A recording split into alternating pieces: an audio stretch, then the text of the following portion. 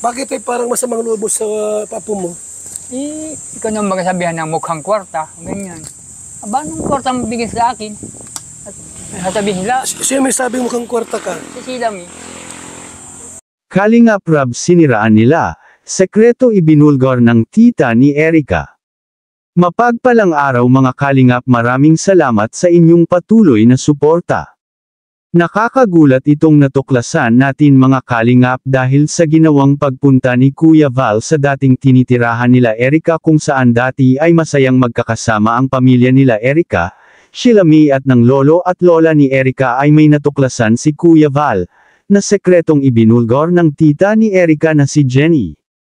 Sa pagpunta ni Kuya Val sa kanila ay napag-usapan ang dating pangyayari na kung saan ay nag-umpisa na masira ang samahan sa pagitan nila ni Kalingap Rab at sa kanila ni Erica. Buong puso na sinalaysay ng tita ni Erica na ang ate ni Erica ang siyang mastermind sa pagkasira ng samahan nila Kalingap Rab at sa pamilya nila Erica.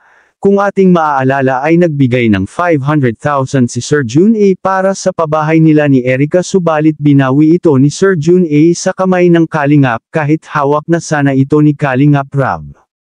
Wala talagang sekreto na hindi mabubunyag. Sa salaysay ng tita ni Erica, ay sinabi niya na sinisiraan ni Sheila May o ate ni Erica si Kalingap Rab para bawiin ni Sir June A ang perang binigay niya kay Kalingap Rab.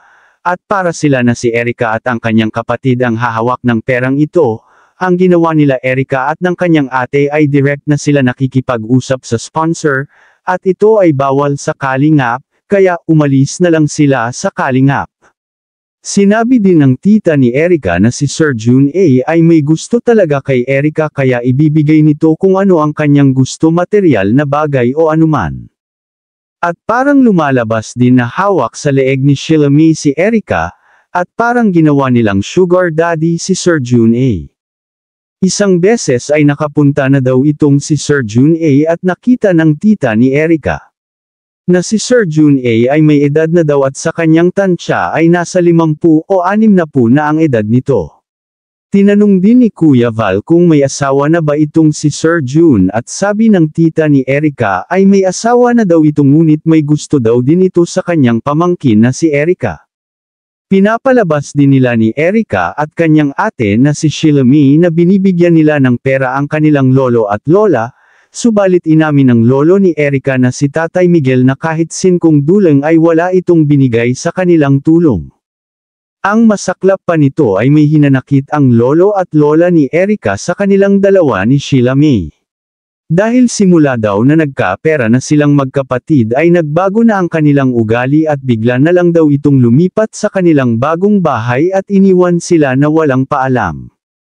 Lubos na nasaktan ang kanilang damdamin sa biglaang pag-iwan nila Erica, dahil iniwan pa nga daw nila ang Kalingap at iniwan din nila ang kanilang lolo at lola na nagpalaki sa kanila. Money is the root of all evil talaga. Kay Erica at Sheila May, don't forget na may karma. Naawa si Kuya Val sa sitwasyon ng dalawang matanda.